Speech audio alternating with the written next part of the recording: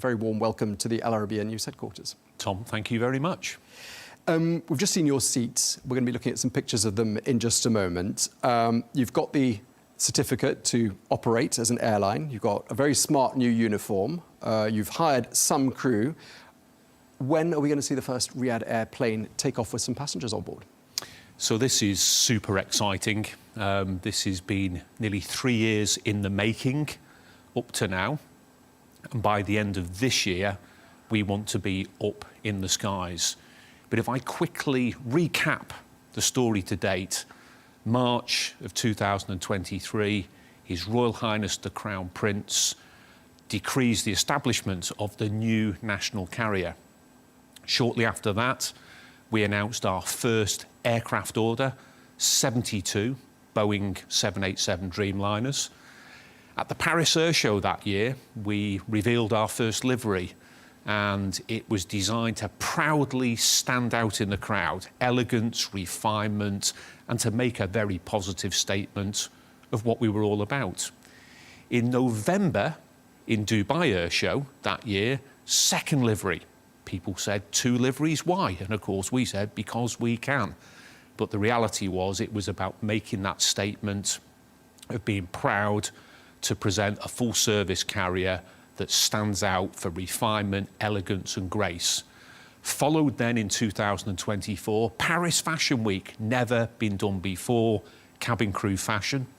And that kind of connection to TWA, Pan Am, DiCaprio in Catch Me If You Can with a real modern twist. When they walk through the terminals, they stand out in the crowd. It's refinement, it's grace, it's elegance. And at the Jeddah Grand Prix, it was the big cabin reveal. And of course, that was the 3rd one in the trilogy. Incredible. We'll be serving in the skies at the end of this year. Well, many congratulations. Sounds like you've had a very busy few years, Tony. There will be people asking, Saudi Arabia's got a flag carrier already, Saudia, it's out there, we see it on the tarmac. What's the rationale behind a second national carrier? So the kingdom is obviously a very large country. It's got a big population, and it's, of course, a G20 economy. The reality is we're not as well connected today internationally as we need to be, and there is a clear case for 2 long-haul national carriers. When we mature up to scale, obviously our hub, given the brand, will be Riyadh, connecting to the world, and the world through Riyadh into the kingdom and beyond. And Saudia will move over time to Jeddah, which is the ancestral home as well. So both those markets need growth, Saudia, the sister company, and Riyadh Air. And I think this is one of those really important moments in the evolution of aviation within the Kingdom of Saudi Arabia. Wow. And you're going to be serving 100 cities by the year 2030. I mean, that's a huge ambition. What's the plan? You'd open perhaps the short-haul routes first and perhaps move on to long-haul from there? Is there a sort of a rollout plan? Are you able to tell us anything about that? Well, obviously, I can only tease at the moment the cities in question because we're going to be moving into our ticket selling window towards the summer. But before then, what I can say is it's actually going to be a number of the longer haul ones first. And the reason for that, Tom, is we're actually taking Boeing 787 as our first deliveries. So I use this illustratively. We're likely to operate from capital cities, let's say, in northwestern Europe, into Riyadh, and then to get the utilisation out of the aircraft after a turnaround time there, we'll operate on a shorter sector. So the likes of Jeddah, the likes of Dubai, and many others where there's lots of demand to make sure that those aircraft are put to work well, but importantly, we can give incredible Riyadh Air service to our guests. Just to recap for the benefit of our viewers, it's going to be a mix of Airbus and Boeing planes, 60 Airbus A320neos, 39 Boeing 787 Dreamliners, more than 33 more then to come. That's a total of 132 aircraft. Are they going to be delivered on time? So 132 aircraft, correct. The scoop is as follows. We're currently engaged in an extra wide-body campaign as well. And we hope by the summer, we'll actually announce the third aircraft in our fleet. So we'll be a 3-horse stable, so to speak, 321, 60, tick, 787 Dreamliner, 72, tick, and in the summer, an extra wide-body aircraft. It goes without saying, as a startup, we are beholden on Boeing to deliver on time. And that's, of course, easier said than done. Both Boeing and Airbus have had a number of challenges with their supply chain, and there have been revisions last year to the delivery commitments. But the reason why we've now revealed the cabin proposition is because our aircraft are now running down the production lines in South Carolina, in Charleston, which is where Boeing assemble the 787 Dreamliner. So the fact that we can go and physically stand inside fuselages, our seat manufacturers are now producing, I can go and sit in those seats, is what gives us confidence we're in the home straight. Probably ups the pressure a little bit on everyone who's on that production line as well. How long does it take? You're obviously a veteran of this industry, having been at Etihad before. How long do you think it takes for a brand new airline, starting like yours, from a blank piece of paper, to the point that it becomes profitable? So up to now, this has been 3 years in the making plus. So the complexity around everything you have to stand up from a blank sheet of paper, it's super exciting, Tom. Incredible. Of course, the gift we have above all else is no legacy. So we're not held back by old-fashioned systems that were there for good reason, but are no longer as agile as the way in which the travelling public want to interact with their airlines today. So what we've been able to do is design the airline for the future, a digital airline for the future. And that's therefore got a lot more in common with the way in which you would go online and order through the likes of a noon.com or an amazon.com, where you're actually curating your experience and adding it to a shopping basket and then transacting similar to what you do with Apple Pay. But of course, if you or anybody who's watching this has ever tried to get a ticket refund from an airline, we all know how long sometimes that can take. And it's because the systems were designed pretty much for one-way traffic originally. If it's noon.com or it's Amazon, and you want to return a product, you almost get a refund instantly. And of course, that's one of many examples of how you bring modern digital to the world of commercial aviation. And when you're a startup, that's the gift you have, no legacy. We're going to do something really special in how we allow the travelling public to engage with us in that way.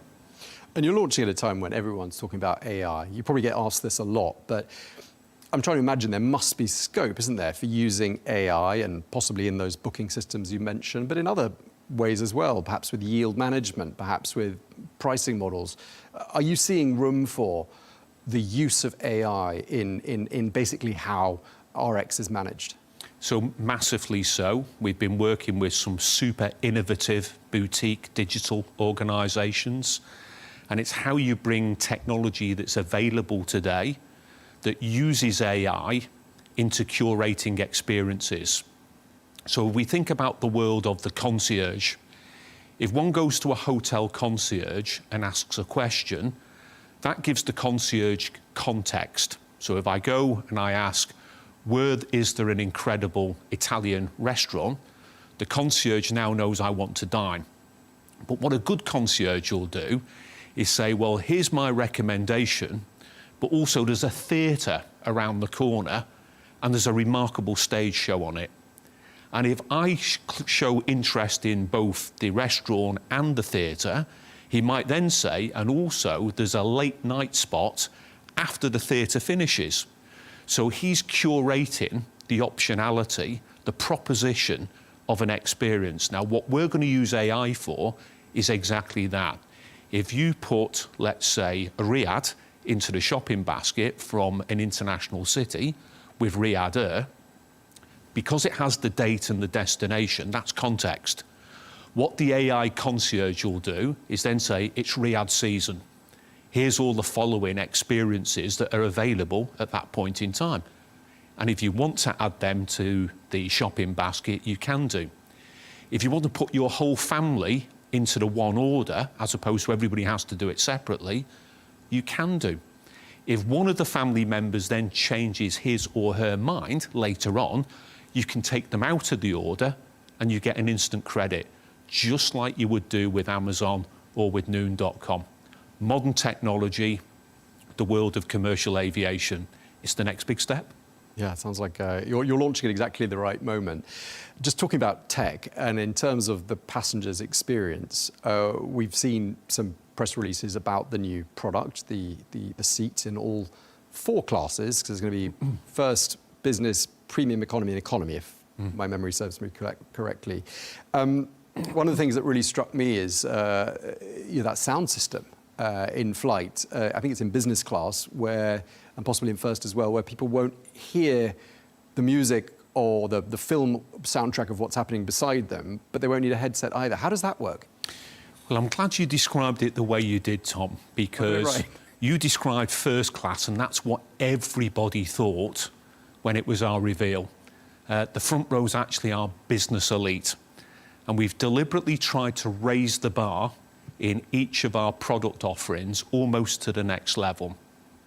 So our business elite and our business seats, there's 28 in total in the premium cabin, all have privacy doors.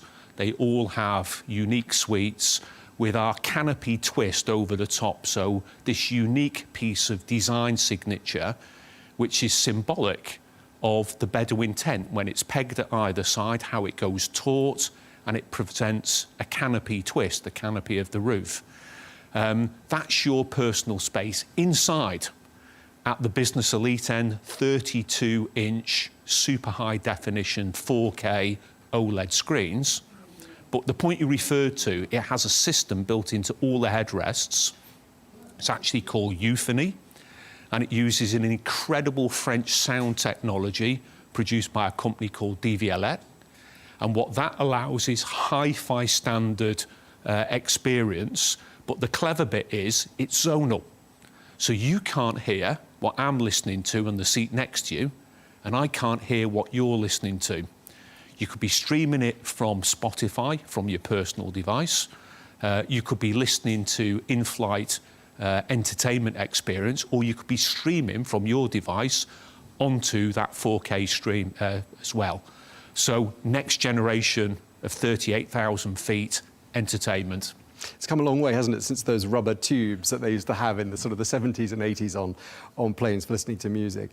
What do you think is going to be the thing that stands out for the passenger? What's going to be the big wow for a passenger who flies on Riyadh Air? So I think there's a combination of things. I go back to when we first presented those liveries. A number of people commented, this looks more like a billionaire's G650 private jet stretched. And we did that on purpose. Again, that elegance, that grace, that style. When we presented our cabin crew fashion, people said this is bringing that whole kind of beauty back to the joy that we remember in how in the bygone days, the halcyon days of travel, people used to enjoy that experience. With the cabin that we presented at the Jeddah Grand Prix, one of the headlines was the Audrey Hepburn of the sky. And guess what? That's what we were trying to do. Glamour, grace, refinement, bringing incredible online service. We're in the hospitality business, but the digital twist to how that curates, we believe, will take it to the next level. And of course, the brand is Riyadh. The brand is Riyadh. The brand is Riyadh, Tom. It's good for Riyadh, isn't it? Because obviously, Riyadh is becoming, a major global hub, and I'm assuming the additional traffic, the additional visibility of Riyadh, thanks in no small part to Riyadh Air, is a big plus point from this project. So hospitality in the kingdom is world famous. The idea of hafawa, the warm welcome, the way in which people go out their way to make you feel very, very comfortable in our home. Well, of course, that journey in the future will start from over 100 different international cities, And the first thing you'll see probably on the tarmac, maybe if it's Shanghai, it might be in JFK, it might be London Heathrow, you'll see that livery. The minute you see it, the brand is Riyadh, Hafawa, we can't wait to serve. There's a lot of talk in the media about how pilots are in short supply globally. I mean, I don't know if you think that sort of reporting is exaggerated or whether indeed you have found that recruiting pilots is challenging. So I think it's an accurate statement. Certainly pre-pandemic versus post-pandemic, there's been skills challenges in a number of areas, pilots, but if you go back to Boeing and Airbus and many of the other aerospace members of the supply chain, part of their challenge was a skills drain. But the thing that's been truly exceptional, and I have to say, in all honesty, a real surprise for us, is over the last 2 years, since we introduced RiyadhAir.com, we have a careers page on there, and it allows people who want to apply to be pilots, cabin crew, engineers, technicians and such like, to put all their personal details and certifications in. Up to now, we've had 1.4 million people apply for consideration to join the Riyadh Air family, 146 different nationalities, and I have to say we're humbled by that response, and there's some incredible talent in there. So a lot of different nationalities, as you say, 146 of them. I mean, another sort of classic recruiting ground for pilots is the Air Force. Obviously, Saudi Arabia has the Royal Saudi Air Force. Is that somewhere you can recruit from? Are you planning a cadet program, for example, for pilots, where you train them up and perhaps groom up some domestic talent? Or are you having to find yourself coming up with pretty aggressive packages to lure pilots away from other airlines? What's your approach? So it's a combination of a number of the things you've mentioned. So to start off with, you're absolutely spot on. The Kingdom has an extremely competent Air Force. It's an Air Force of scale. And of course, that is a clear source of opportunity for people who are transitioning from a service life from the military into commercial aviation. But even at this early stage, what we've also done is established our own cadet program. We're currently in the process of constructing our own pilot training school. And it's not just about pilot training in isolation. We've started the first female Saudi aviation technician training course. It's a 3-year program, over 3,000 applicants for the first 30 places. And of course, we'll do that every year. So from grassroots building up with our pilots to date, what we call our CADA pilots, we've deliberately recruited from a real cross-section, everything from senior test pilots from Boeing, as well as many different airlines, because we want to create the Riyadh Air culture, not import somebody else's culture. What do you think is going to be the one metric you really keep your eye on after the launch of this airline? The one thing that you'll be saying, this determines whether or not RX, Riyadh Air, is on the right tracks or not? So there's a number of them. I think we all acknowledge that. But for me, the top of that hierarchy is guest experience, the smile factor, how you made me feel. That's what the hospitality business is all about, because the examples I used before, the best, the most beautiful liveries, tick. The best cabin crew fashion, tick. The best in-cabin experience, tick. But it's all about people. You can have all of those things, and if it's not in your culture, it's not in your values and your ethos to have empathy and to serve and to really demonstrate how we connect with the guests, then the best physical assets in the world won't win it alone. So that's the top of the hierarchy of needs, guest experience. But it goes without saying as well, we want to be financially sustainable, and therefore how we make sure as a business this is run in tidy order to make sure we're in control of all the details, because the old joke, the old cliche in commercial aviation, which you'll have heard many times before, If you want to end up as a multi-millionaire, start off as a multi-billionaire and buy an airline. Because you can lose money if you're not over the details in our line of business, and many do. Part of Riyadh Air's business plan is to be financially sustainable and to be profitable for our shareholder, PIF. Just lastly, we're all very focused on Vision 2030, which is less than 5 years from now. But let's push the timeline forwards beyond that. Where do you see Riyadh Air in 10 years from now in terms of size, in terms of network, in terms of reputation? So it's a great question. In our line of business, it's by definition a long-term business. So you have to quite often think on a 30-year horizon, work back to 20, work back to 10, work back to 5 to today. 5 years in our line of business is almost what the order waiting list is with the likes of Boeing and Airbus. So you could place an order and almost have to wait for most of that till you take your first delivery. So in 10 years' time, we will, of course, see the FIFA World Cup in 2034 in Riyadh. Obviously, 2030 Expo. It is already a hub for global entertainment, attractions, culture and heritage across the whole of the kingdom. In order to give people the access that they want to enjoy those experiences, as well as connecting Saudi nationals to the world, it needs a super connecting, world-class, full-service airline. In short, the Kingdom's Emirates, the Kingdom's Qatar Airways, but bigger and better. All right, well, we wish you all the very best with achieving those extremely ambitious goals. Thank you so much, Tony Douglas, the CEO of Riyadh Air. Thank you for your time. Thank you, sir.